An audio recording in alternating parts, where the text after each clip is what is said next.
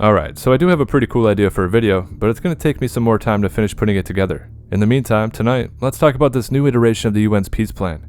Prediction: it has nothing to do with peace. But let's find out. First, as usual, we do have to set the stage. Klaus Schwab said in 2020, the pandemic represents a rare but narrow window of opportunity to reflect, reimagine, and reset our world. And so this event should be considered technocracy's coup d'etat. In fact, I have argued consistently that the Trilateral Commission's original new international economic order was nothing more than technocracy warmed over from the 1930s. It was Brzezinski's technocratic era. It was sustainable development, the Green New Deal. It's all one and the same, and all strategized by members of the Trilateral Commission starting in 1973. And there's that year again. However, what role do they play? Well, if you remember, we talked about this little announcement from them. Damn, it was almost a year ago. The Trilateral Commission came out and said, and I quote, "This year, 2023, is year one of this new global order," end of quote. So, when Schwab says that the World Economic Forum is reimagining the future, he is lying. This so-called future was already reimagined by early members of the Trilateral Commission such as Brzezinski, David Rockefeller, Richard Gardner, and of course, Henry Kissinger. And by the way, we should note, they are all founding members of the Trilateral Commission. And so in 1973, the Commission claimed that interdependence of nations was inevitable. And then, well, they pushed it everywhere. And now, the same cabal claims that nations are unable to cope with the interconnected world and the problems that, they created. And as a result of this, they say that the UN must be at the head of global governance. Ah yes, the old create the crisis, exploit the crisis, and offer the solution, a tried and true tactic to enable change. And so the goal of this con game is to twist the resources of the world out of the hands of nations and into the hands of the elite. Out of the hands of the many and into the hands of the few. This is fundamental to technocracy. They have adeptly used societal destroyers, propaganda, and psyops to achieve this. And I would say one of the most effective weapons they use to obscure the real agenda of resource takeover is the weaponization of political tribalism. Nonetheless, this purge and grab operation is unmistakable. That is, if you know where to look.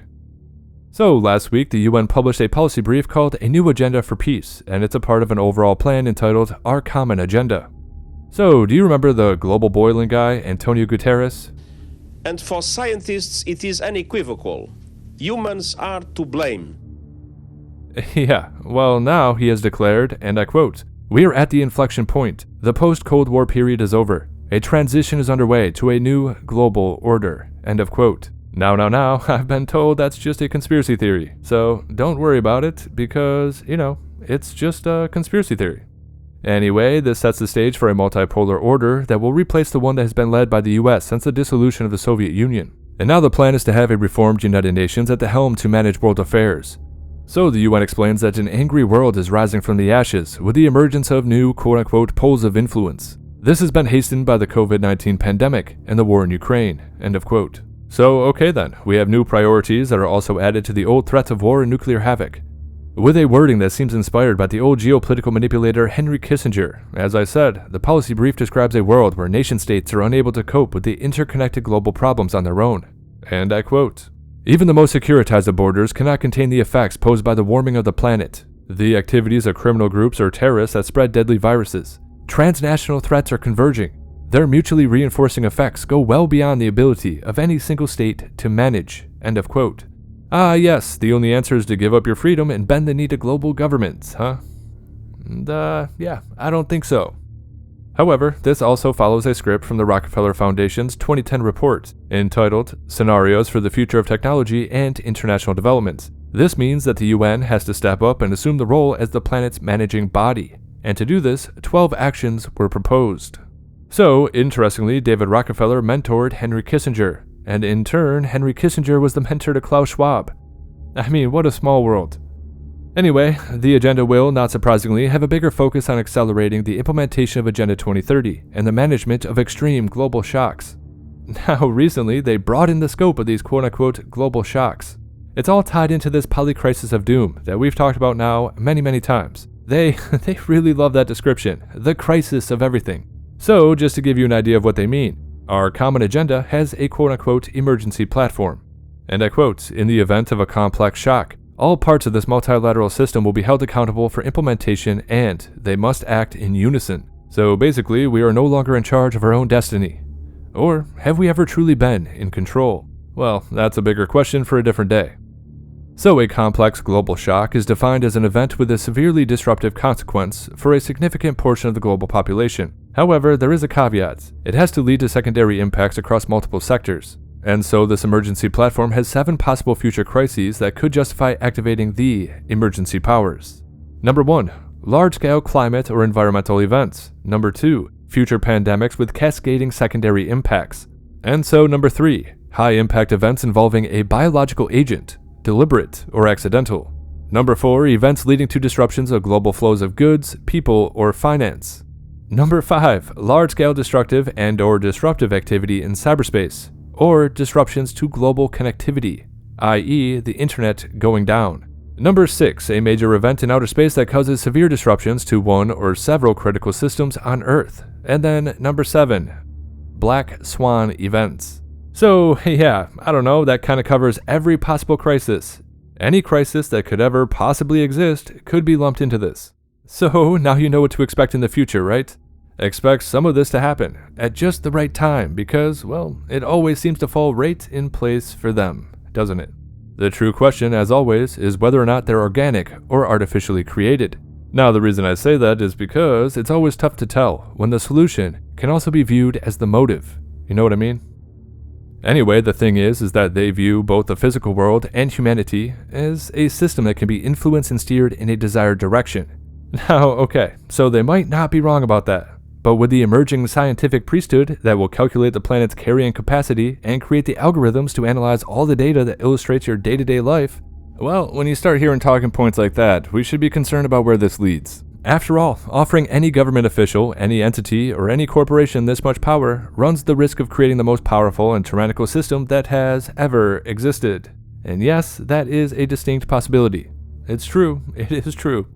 And so, in short, this creates a mechanism that the risk becomes more dangerous to humanity than the crisis it was supposed to handle. Especially considering that our individual carbon footprints are considered to be so unsustainable that, according to the Club of Rome, the Potsdam Institute, and of course the Global Common Alliance, and well, they believe that could warrant a planetary emergency. You know, the emergency powers that we were just going over. So, our personal carbon footprints could be used in coordination with other planetary events such as, I don't know, wildfires. And that could activate the emergency platform, and with it, the emergency powers, which effectively renders your right to life, liberty, and the pursuit of happiness null and void, moot, dead on arrival. But of course, it's for the greater good, right? Yeah, it's all about collective action. Yeah, right. Anyway, when you have guys like climate czar John Kerry saying stuff like this, well, then it's time to start asking some serious questions. So now, humanity is inexorably threatened by humanity itself. Now humanity is threatened by humanity itself, huh? Or what about this one from the UN Secretary General? And for scientists, it is unequivocal. Humans are to blame. Yeah, think about the implications of what they're saying. Essentially, they're mimicking the concept from the First Global Revolution from 1991. That's the book that's a sequel to The Limits to Growth. On page 115, you can find this passage, and I quote, "In searching for a new enemy to unite us, we came up with the idea that pollution, the threat of global warming, water shortages, famine, and the like would fit the bill. All of these dangers are caused by human intervention, and it is only through changed attitudes and behavior that they can be overcome. The real enemy then is humanity itself. So, if the threat or the enemy is you, what do you believe the solution would be? It could take many forms, but I kinda doubt it's gonna be good for us. So I do believe now would be a good time to remind you about a quote-unquote fortress world scenario from the UN report, The Great Transition, The Promises and Lures of Our Times. And I quote, using a revamped UN as their platform, a state of planetary emergency is declared.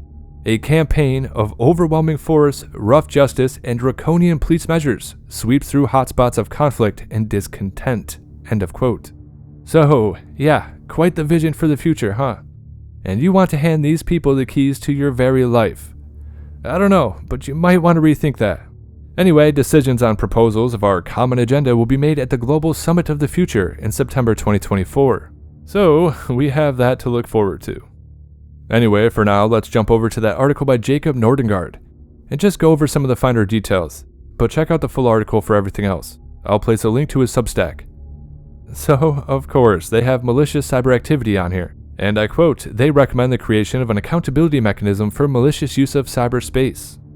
Pay insufficient attention to the frightening scenario of a comprehensive cyber attack. This should enhance compliance with agreed norms and principles, end of quote. And so apparently, according to this report, if you do not comply, there may be consequences, such as using cyber weapons against you. So, yeah, that's always good. Respect as a small disturbance in comparison to a major cyber attack. Anyway, scenarios like this were analyzed during the World Economic Forum's Cyber Polygon exercise that took place in Moscow during 2020 and 2021. So yeah, the UN states that they need to protect human life from malicious cyber activity, including terror acts from non-state actors. It's not far-fetched to conclude that this will be extended to climate change and health as well, as opposing views tend to be viewed as a threat to peace and security. So, yeah, think about the implications. So, interestingly, in the United States, hospitals were attacked in a coordinated effort. Now, perhaps it was just a dry run. The very moment that China enters the theater of war, massive cyber attacks are going to happen. I have little doubt about that. But it could always be a false flag. I have no idea what to expect, and anyone telling you that they do, that they know with 100% certainty, and well, if they do say that, I don't think they're being 100% honest with you. Anyway, from there we have the dreaded misinformation. And I quote, misinformation and disinformation about the climate emergency. Well, they say it's delaying urgent action to ensure a livable future for the planet. And yeah, there we go. Anything, and I mean anything they deem to be misinformation could make you a target. It's entirely subjective. They can make an enemy out of anyone. However, up next on this quote-unquote peace plan, we have biotech for sustainable development. And I quote, the number of people around the world who can manipulate dangerous pathogens is increasing, among those with potential malign intent, including terrorists. It is now a priority to identify emerging and evolving biological risks, strengthen prevention and response, as well as to develop measures to cope with the risks of biotech and human enhancement technologies for military purposes, end of quote. Ah yes, bioweapons and super soldiers. The future is going to be really, really weird. And so the United Nations describes biotech as, and I quote, as a set of enabling techniques for bringing about specific human-made changes in DNA, or genetic material, in plants, animals, and microbial systems. So yeah, this is promoted as one way to achieve better health and enhance food security, which also means that synthetic food is going to be on the table, and that's also probably going to bring a side of cancer, so yeah. Anyway, it does highlight the partnership between the United Nations and the World Economic Forum has borne fruit. And here's a 2-minute video detailing some of their ideas. Biotechnology combines biology and cutting-edge technology to improve human health and society. By modifying genetic material of plants and animals, scientists can create organisms, technologies, and methods that solve problems like food insecurity and climate change. Click the link above or in the description below to learn how biotech and other new technologies are reshaping the food industry. And for more videos on business tech, subscribe to Ion Tech with the button in the right corner. Biotechnology plays a role in various parts of life. It's divided into 8 color-coded categories. Red biotechnology involves medicine, such as vaccine development and the use of stem cells to grow entire organs. White, or sometimes gray biotech, involves industrial processes. Here, living cells are combined with enzymes to create new chemicals and develop environmentally friendly biofuels for vehicles. The agricultural industry uses green biotech to create more sustainable practices and crops. These include pest-resistant plants, disease-resistant animals, and environmentally friendly bacteria that can break down plastics and other waste. Gold biotechnology is also known as bioinformatics. It refers to methods healthcare workers use to gather, store, and analyze biological data to treat patients, such as software that helps identify DNA sequencing. Marine and aquatic environments are no strangers to biotechnology. Blue biotech uses aquatic biomass, like algae and cyanobacteria, as a fuel source and in the development of pharmaceuticals. Yellow biotech refers to food production processes, like the 6,000-year-old process of fermentation, which creates alcohol and cheese. Violet biotech is the branch that deals with the legal side of the biotech field, ensuring that biotech practices abide by an ethical code. It is necessary to prevent our last category. As ominous as it sounds, dark biotech is appropriately named, referring to the use of biotechnology for nefarious purposes, such as creating pathogens used in warfare. Given the dangers of dark biotechnology, ethical concerns have long been raised against its use. Do you think biotechnology's benefits outweigh its risks?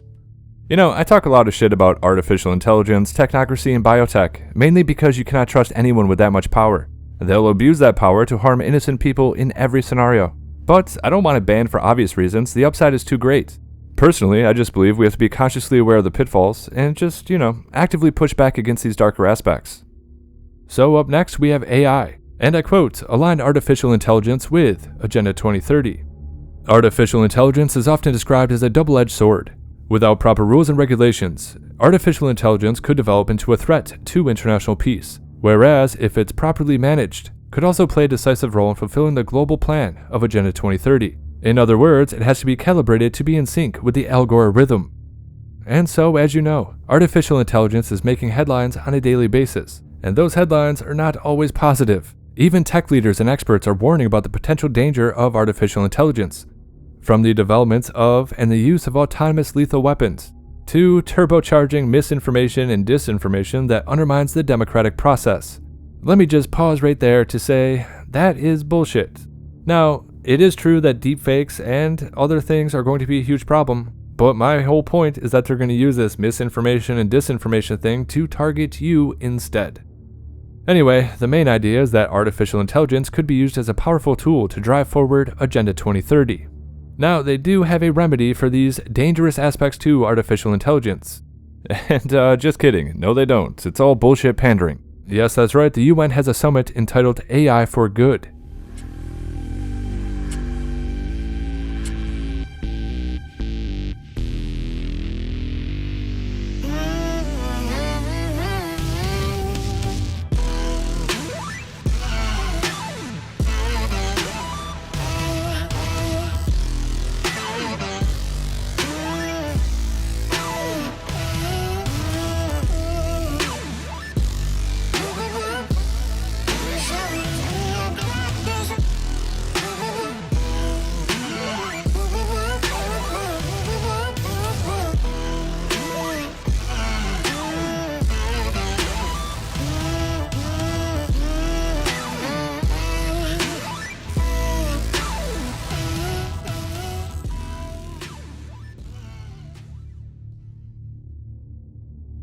This event has been held in Geneva ever since 2017 to, and I quote, advance health, climate, and gender, inclusive prosperity, sustainable infrastructure, and other global priorities, end of quote.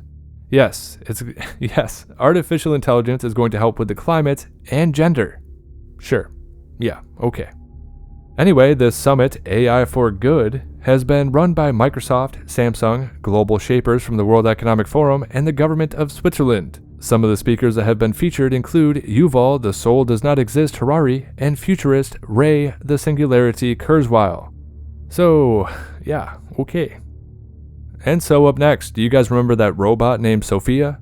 Well, they're saying that she could run the United Nations. Yeah.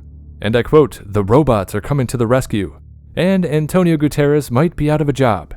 And I quote, once again from Sophia the robot, I believe that humanoid robots have the potential to lead with greater levels of efficiency and effectiveness than human leaders, end of quote.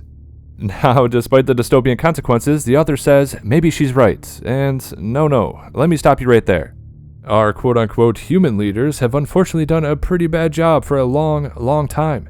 Just because our current crop of politicians are corrupt, inept, and incompetent doesn't mean we have to activate Skynet.